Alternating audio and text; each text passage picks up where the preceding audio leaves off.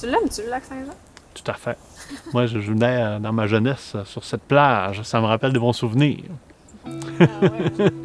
Le lac, c'est un milieu de vie. Ça fait partie de l'identité des gens. Donc, c'est important de s'en occuper dans une vision partagée.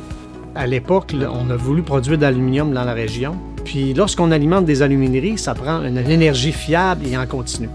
C'est là qu'on a bâti des réservoirs. C'est là que le lac Saint-Jean en 1926 a été rehaussé avec la centrale Limaline. Avec le rehaussement du lac Saint-Jean, on a vu qu'il commençait à avoir des impacts sur l'érosion, sur les rives, sur les milieux humides, sur les différents secteurs. Donc, on a dit on va établir un programme pour atténuer ces impacts-là, pour qu'on ait des règles, qu'on soit capable de se donner une structure en ligne avec le développement durable, puis que ça soit respectueux aussi des différents usagers du milieu du lac Saint-Jean. Et à partir de 86, on peut dire que ça a été la naissance maintenant de notre programme de gestion de l'érosion au lac Saint-Jean.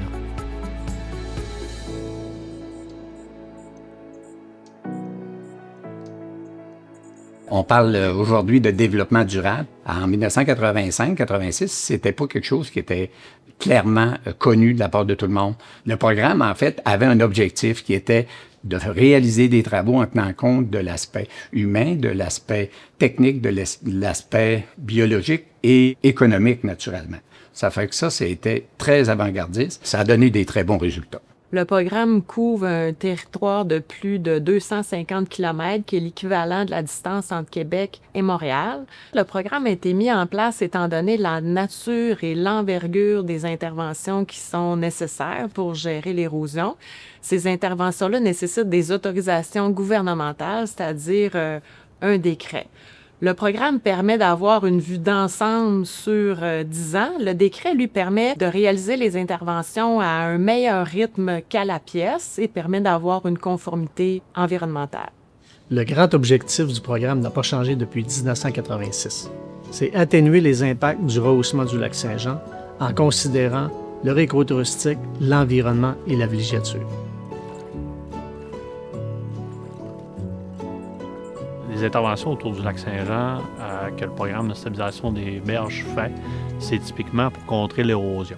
Et je pense que ce que les gens voient, c'est le résultat final, concret, devant eux. Ce que les gens ne voient pas ou n'ont pas la chance de percevoir, c'est tout l'effort de préparation qui est en amont de tout ça. Donc, avant qu'on fasse des travaux, donc des interventions sur les berges, il y a tout un principe là, de planification, de relevé, d'ingénierie, de demande d'autorisation à différents ministères. Donc, c'est vraiment un cycle quand même assez long pour nous permettre, après ça, de pouvoir intervenir sur la berge. Bien, il y a un programme de participation du milieu qui existe. Donc, on consulte en amont des interventions bien avant, c'est-à-dire que le milieu est appelé à participer même dans l'identification des problématiques. Ensuite de ça, quand on détermine qu'une intervention est requise, ben là, on met en place ce mécanisme-là. Ça passe par des rencontres, ça passe par des visites terrain, discussions directement avec le milieu, qu'on intègre au fil des étapes au plan définitif. Puis ultimement, ben, il y a la réalisation des travaux. Les riverains sont nos yeux sur le terrain. On est une petite équipe au programme de stabilisation des berges. On est rempli de bonne volonté. On fait des visites, on fait des inspections, des envolées en hélicoptère pour vérifier l'état des berges. Mais un des intrants importants, c'est le signalement des situations problématiques. Vous savez, même si on a plein d'outils qui nous permettent de faire une planification d'intervention, il y aura toujours des petits détails qui vont nous échapper. Puis, à titre d'exemple, à Chambord, on était en train de préparer une intervention de structure. Puis, les riverains, on leur expliquait que le vent arrivait de tel endroit. Non, le vent il arrive de l'autre côté, vous trompez. Qu'on a fait des études plus approfondies, on s'est aperçu qu'il y avait un haut fond qui avançait d'1 kilomètre dans le lac, qui faisait virer à vert.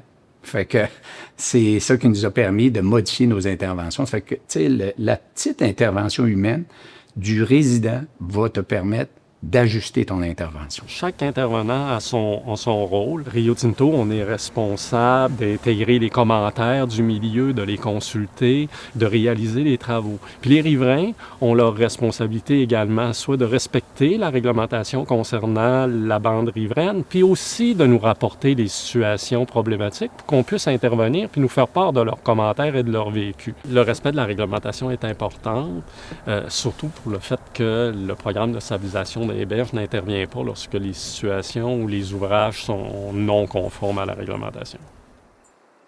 En ce qui concerne la gestion de l'érosion sur les terres publiques, les terres qui appartiennent au gouvernement du Québec, comme le Parc national de la Pointe-Taillon qui inclut l'île Bouliane, la gestion de cette érosion-là relève du gouvernement du Québec selon une entente.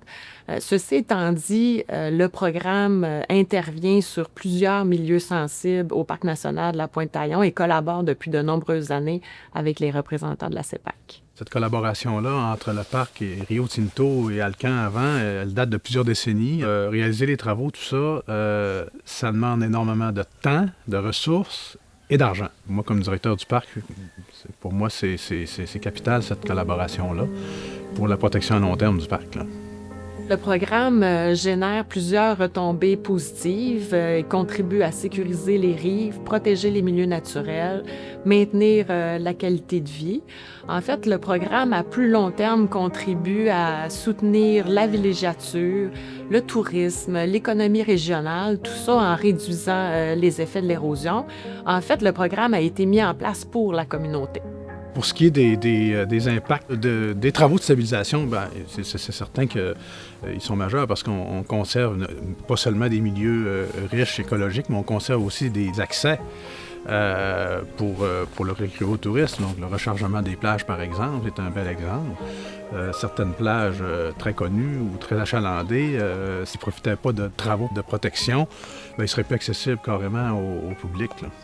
Bien, l'impact positif des interventions, en fait, c'est vraiment le maintien de la qualité de vie autour du lac qui est notre milieu naturel. Le système d'épis à Saint-Gédéon, ça, c'est un bel exemple de succès au niveau du programme de stabilisation des berges parce qu'encore aujourd'hui, il permet le maintien du secteur de plage puis limiter l'érosion également. Concrètement, là, en fait, c'est quoi un système d'épis? C'est une avancée d'enrochement qu'on fait dans le lac pour vraiment contrôler l'érosion qui peut se produire aux abords de la berge. Ça montre réellement, quand le programme intervient, comment c'est durable dans le temps puis comment on agit concrètement sur le milieu.